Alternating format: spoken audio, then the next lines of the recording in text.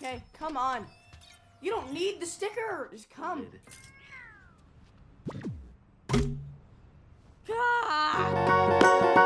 Halo guys, selamat datang di Sun Channel. Kali ini Mimin akan bawakan film animasi yang menceritakan persahabatan seorang anak dengan sebuah robot android rusak. Meski dengan kondisi rusak, robot ini akhirnya bisa menjadi sahabat yang baik baginya. Yuk kita mulai. Inilah Ron's Gone Wrong. Ceng ceng. Berawal dari sebuah perusahaan yang bernama Bubble yang sedang mengadakan acara peluncuran teknologi baru mereka. Teknologi ini disebut Bee-Bot, sejenis robot android pintar. Menurut seorang programmer yang bernama Mark, Bee-Bot bukan hanya sekedar robot. Perangkat ini juga dapat menjadi sahabat yang dapat memenuhi segala kebutuhan sosial bagi pemiliknya. Mark memilih salah satu anak untuk mencoba robot mereka. Dengan mengunggah semua data tentang si anak, robot itu langsung dapat menyesuaikan diri dengannya.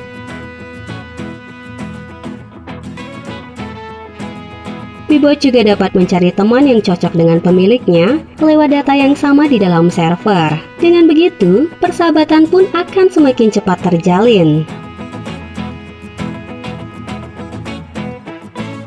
Di tempat lain, kita diperlihatkan seorang anak yang bernama Barney. Di perjalanan menuju sekolah, dia terpelongo melihat sebuah toko Bee-Bot. Hal itu pun membuatnya lalai dan hampir tertabrak mobil karyawan.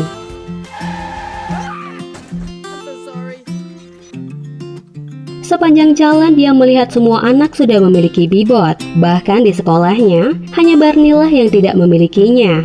Di sekolah, Barney juga mendapat ejekan dari teman-temannya karena tidak memiliki Bee-Bot. Namun, dia mencoba untuk tetap kuat menjalaninya. Dia sadar akan keadaan keluarganya, yang mana sejak ibunya tiada, dia tinggal dengan ayah dan neneknya yang hidup dengan pas-pasan. Sepulang dari sekolah, ayah dan neneknya memberi kejutan pada Barney karena hari ini adalah hari ulang tahunnya. Melihat zaman yang tren dengan Bee-Bot, sang nenek mengatakan kalau Bee-Bot tidak berguna. Lagi pula harganya sangat mahal. Tak lama kemudian, sebuah kiriman hadiah datang ke rumah mereka. Barney mengira hadiah itu kejutan dari ayahnya, tapi ternyata teman sekolahnya menjahili Barney.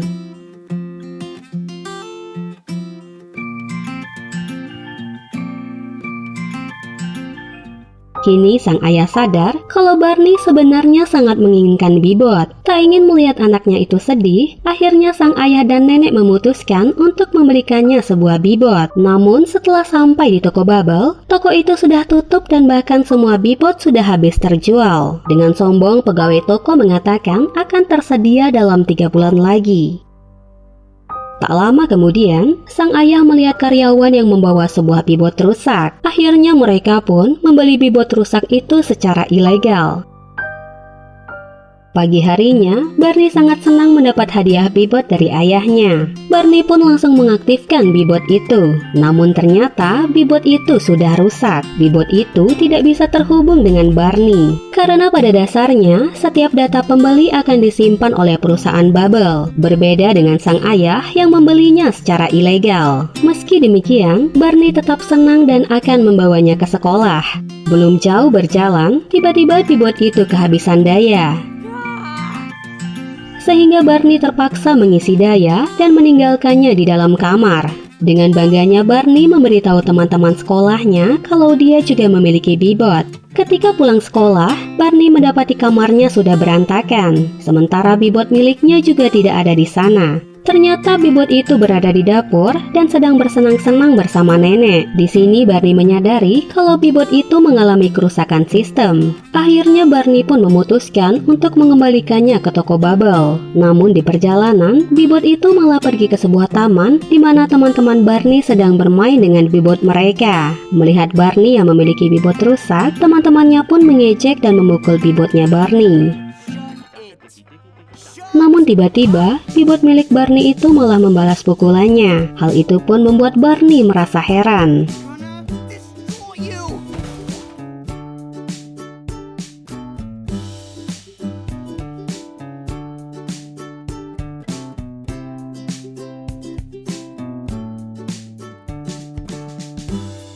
Ternyata sistem keamanan dan pengaturan pada Bee-Bot itu masih terkunci. Hal inilah yang membuat bibot milik Barney dapat melakukan apa saja. Karena kejadian itu, akhirnya polisi datang dan menangkap mereka. Kemudian Barney dan bibotnya dibawa ke toko Bubble. Toko Bubble menganggap bibot itu berbahaya karena tidak dapat dikendalikan, sehingga mereka akan melakukan pengujian pada bibot itu. Bukannya melakukan pengujian, bibot itu justru akan dimusnahkan. Beruntung Barney yang sedari awal merasa curiga, akhirnya berhasil menyelamatkan bibot miliknya. Mereka pun berusaha melarikan diri dari kejaran karyawan toko.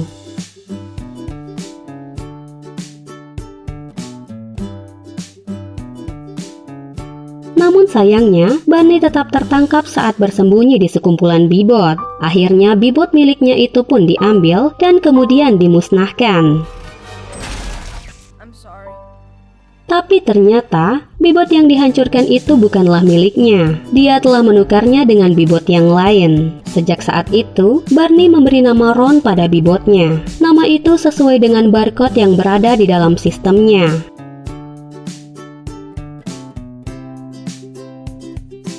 Sesampainya di rumah, Barney menyembunyikan Ron ke kandang ayam. Karena jika ayah dan neneknya tahu, tentu Ron akan dikembalikan ke toko Bubble. Di kandang ayam, Barney mengajari Ron berbagai hal. Dia juga mengajarinya cara berteman dan bagaimana menjadi sahabat yang baik. Hari-hari Barney yang biasanya murung, kini berubah menjadi ceria bersama Ron.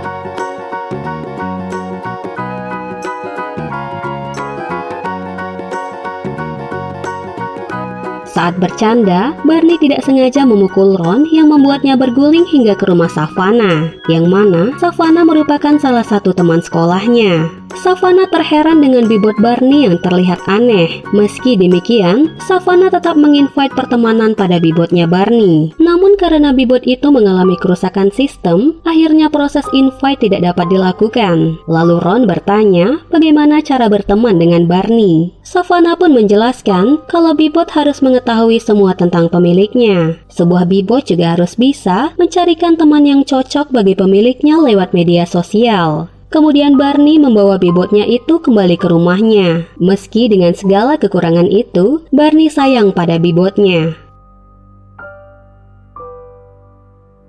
Sementara di tempat lain, pemimpin perusahaan Bubble yang bernama Andrew mengetahui kalau salah satu bibot tidak terhubung ke jaringan mereka. Andrew pun beranggapan kalau Ron adalah robot yang jahat. Dia tidak ingin publik mengetahui Ron yang tidak terkendali, karena sebenarnya semua bibot yang mereka produksi dapat dikendalikan. Andrew juga memata-matai kebiasaan setiap anak dengan bibot yang mereka miliki. Dengan begitu, perusahaan akan bisa menjual segala produk yang anak-anak sukai. Ini mirip dengan perusahaan media sosial yang menyimpan data kita nih guys. Ya mudah-mudahan mereka nggak seperti itu ya kan?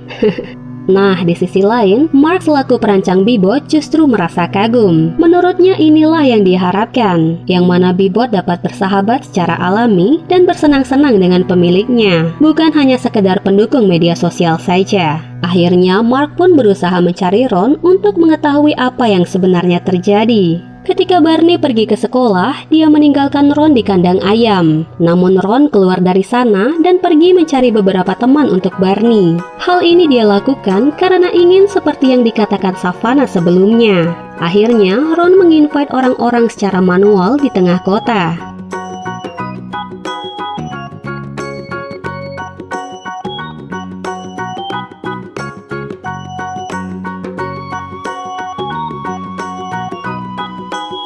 Ketika jam istirahat, Barney mendapati Ron sudah ada di rak bibot. Kemudian dia memperkenalkan teman-teman yang berhasil dia kumpulkan. Namun ternyata teman-teman yang dia kumpulkan itu adalah abang-abang ojek dan seorang nenek tua. Ron juga bahkan membawa seorang bayi yang entah dari mana dia dapatkan.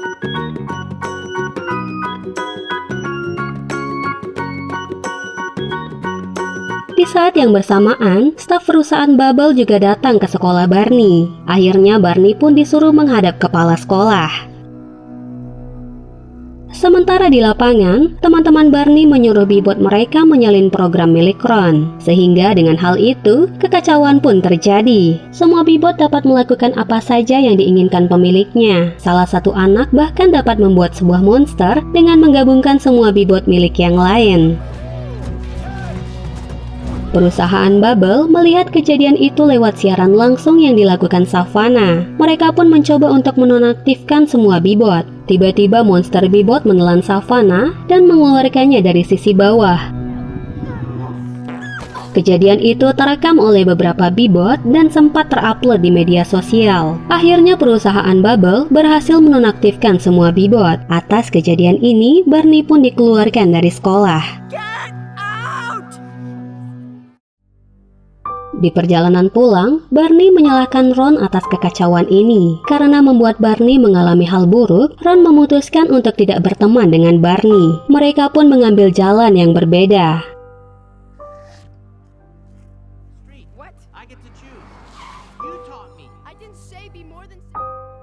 Video kekacauan yang sempat terupload di media sosial akhirnya disiarkan oleh Berita TV, sehingga perusahaan Bubble mendatangi rumah Barney dan mencari Bebot miliknya. Di dalam kandang ayam, ternyata Ron juga ada di sana. Barney pun meminta maaf karena telah menyalahkan Ron. Dia juga meminta Ron agar menjadi temannya lagi. Tak lama kemudian, staf perusahaan Bubble dan ayah Barney datang memeriksa kandang ayam. Beruntung Barney dan Ron dengan cepat pergi dari sana. Kini ayah Barney sadar kalau selama ini Barney masih berteman dengan Bebot itu. Namun saat di depan rumah, staf Bubble melihat mereka. Akhirnya, Barney dan Ron berusaha melarikan diri. Barney dan Ron bersembunyi di belakang rumah Savannah. Mereka mendapati Savannah yang sedih karena videonya menjadi viral di media sosial. Meski demikian, Savannah tetap melindungi Ron dari kejaran staf Bubble. Tak punya pilihan lain, Barney membawa Ron ke hutan yang berada di dekat sekolah mereka. Barney meminta Savannah agar tidak memberitahu siapapun. Akhirnya Barney dan Ron dapat bermain bersama dengan bebas.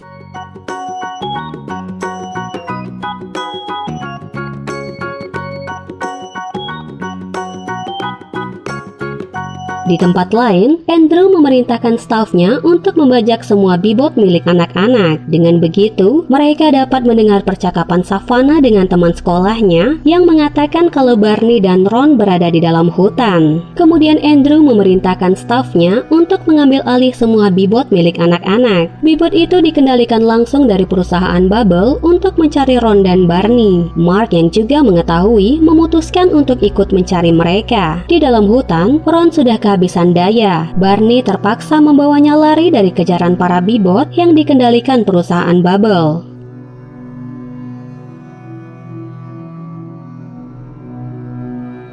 Setelah para Bebot berhasil menemukan mereka, Andrew justru menutupinya dari stafnya. Hal ini dia lakukan agar publik tidak menyalahkan perusahaan mereka.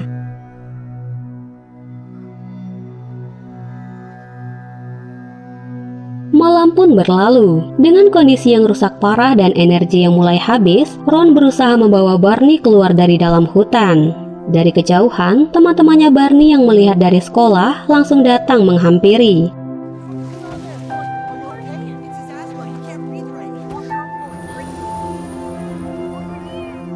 Staf Bubble dan Mark beserta ayah dan nenek juga datang ke sana. Akhirnya teman-temannya pun menganggap Ron sebagai pahlawan. Keesokan harinya Barney telah berada di rumah sakit. Dan ketika sadar, dia langsung mencari Ron. Kemudian Mark datang dengan membawa Ron yang sudah diperbaiki. Namun Barney merasa sedih karena Ron yang sekarang bukanlah Ron yang sebelumnya. Mark mengatakan kalau kode pada Ron tidak stabil sehingga dia menginstal algoritma buatannya. Dengan begitu, Bebot ini akan mengikuti apa saja yang diinginkan Barney. Namun Barney tetap tidak ingin menggantikan Ron. Kemudian Mark bilang kalau dia sempat menyimpan data lama Ron. Namun saat Mark akan mengembalikan data lama itu, tiba-tiba aksesnya ditutup oleh Andrew. Kini, Andrew telah mengambil alih perusahaan Bubble. Namun Barney tidak diam saja nih guys. Dia meminta Mark mengantarnya ke perusahaan Bubble untuk mengambil data Ron yang lama. Akhirnya, mereka pun pergi menyusup ke perusahaan Bubble. Sang ayah menyamar sebagai konsumen dan mengaktifkan semua pintu. Sementara si nenek menyamar sebagai petugas kebersihan yang membawa Mark dan Barney. Dengan begitu, Mark dan Barney dapat menyusup ke dalam perusahaan. Di sisi lain, para Stark memberitahu kalau ada penyusup di perusahaan mereka. Dengan rencana matang dan kerjasama yang baik, akhirnya Barney pun sampai ke ruang server bubble. Barney mencoba mencari data Ron lewat komputer server yang ada di sana. Namun karena data yang sangat banyak, Barney tidak memiliki waktu yang cukup untuk mencarinya, karena Andrew telah mematikan daya di ruangan server.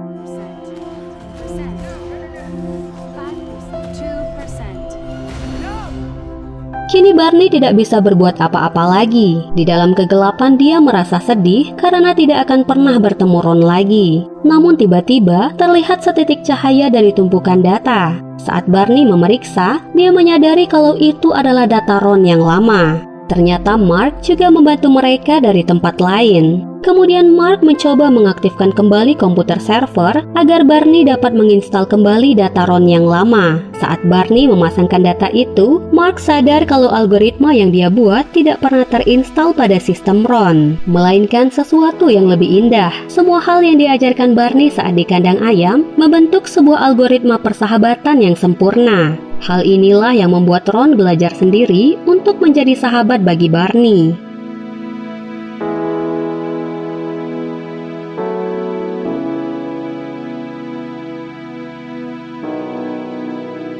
Setelah berhasil memasang data Ron yang lama, dia melihat akses kamera dari beberapa bibot milik teman-temannya. Dia menyadari kalau ternyata teman-temannya lebih kesepian daripada dirinya.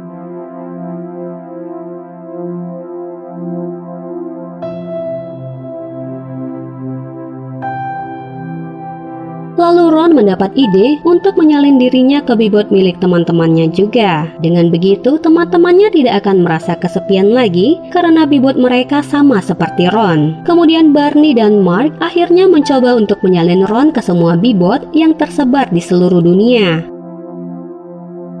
Namun saat proses sedang berjalan, ternyata hal itu justru membuat Ron akan hilang selamanya. Barney sempat menghentikan proses penyalinan, namun Ron tetap meminta Barney untuk melakukannya.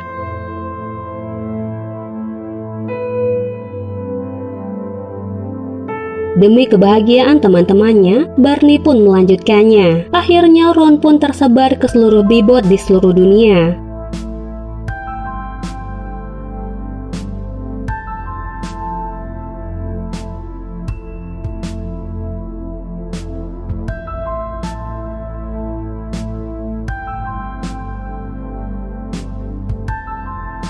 Tiga bulan kemudian, anak-anak yang memiliki bibot tampak bahagia dengan bibot mereka, sementara Barney tidak memiliki bibot lagi. Meski demikian, setiap bibot yang melihat Barney akan selalu menyapanya seperti Ron, karena pada dasarnya semua bibot itu adalah Ron. Kini, dia ibarat bosnya bibot. Akhirnya Barney tidak pernah kesepian lagi di sekolah. Dia juga semakin dekat dengan semua teman-temannya.